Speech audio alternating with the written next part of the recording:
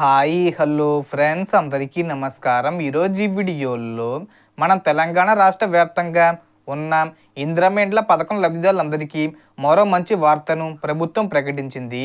ఈ మధ్యలో పంచాయతీ ఎన్నికల కారణంగా కోడ్ వస్తే బిల్లులు ఆగిపోతాయని ప్రభుత్వం ముందే చెప్పింది. కానీ ఎన్నికల ఆలస్యం అవుతుండడంతో లబ్ధిదారులు ఊరట పొందుతున్నారు. ముఖ్యంగా L1 కింద ఇల్లు కట్టుకుంటున్న వారికి రెండో విడత డబ్బులు ఇవ్వాలని ప్రభుత్వం క్లారిటీ ఇచ్చింది. లబ్ధిదారులకు డబ్బు సమస్య ఉండకూడదని మహిళా సంఘాల ద్వారా 1,00,000, 2,00,000 లోన్లు ఇచ్చి ఇంటి నిర్మాణం మొదలు పెట్టమని ఒత్తిడి చేసింది. అందుకే ఇప్పుడు L1, L2 కింద ఎవరికి ఎంత వస్తుంది, ఎలా చెక్ చేసుకోవాలి అనే విషయంపై ఈ వీడియోలో పూర్తిగా చెబుతున్నా. వీడియోని ఎక్కడా కూడా స్కిప్ చేయకండి ఫ్రెండ్స్, అండ్ వర్డ్ చూడండి. వీడియోని స్టార్ట్ చేసే ముందు మీకు ఒక small request friends, TG government నుంచి పథకాలకు సంబంధించి ఏ చిన్న అప్డేట్ వచ్చినా మీరు మిస్ కాకుండా ఉండాలంటే వెంటనే మన ఛానల్ని సబ్స్క్రైబ్ చేసుకోండి. అండ్ సబ్స్క్రైబ్ చేసుకున్న వాళ్ళందరూ కూడా సబ్స్క్రైబ్ బటన్ పక్కన ఉన్న గంట సింబల్లో ఆల్ అని పెట్టుకోవడం మర్చిపోకండి ఫ్రెండ్స్.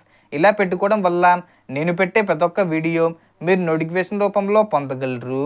అండ్ వీడియో మీద నచ్చితే లైక్ చేయండి ఫ్రెండ్స్. సో ఏమాత్రం లేట్ చేయకుండా వీడియోలోకి వెళ్ళిపోద్దాం. సో ఇప్పటికే ప్రతి నియోజకవర్గానికి 3,500 ఇల్లు ఇచ్చి నిర్మాణం వేగంగా జరుగుతుంది. రెండో విడతలో కూడా సొంత స్థలం ఉన్నవారికి పంపిణీకి ప్రభుత్వం సిద్ధమైంది. లబ్ధిదారులు భయపడాల్సిన పని లేదు. ప్రతి సోమవారం నిర్మాణం ఎక్కడ ఉందో దాన్ని బట్టి ప్రభుత్వం డబ్బులు రిలీజ్ చేస్తుంది.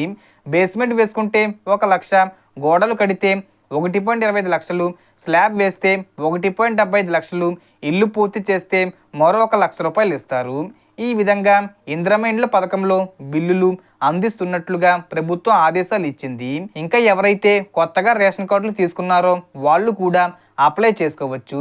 స్టేటస్ చెక్ చేసుకోవాలంటే గూగుల్లో ఇందిరమ్మ ఇండ్లు అని చెప్పి సెర్చ్ చేసి మొదటి లింక్లో మొబైల్ నెంబరు, రేషన్ కార్డు లేదా ఆధార్ నెంబర్ ద్వారా చూడొచ్చు. కానీ ఒకసారి మంజూరైన ఇల్లు తప్పు సమాచారంతో పొందితే ప్రభుత్వం రద్దు చేసి డబ్బులు వెనక్కు తీసుకునే అవకాశం కూడా ఉంది. 400 నుంచి 600 చదరపు అడుగుల మధ్య ఇల్లు కడితేనే బిల్లులు వస్తాయి.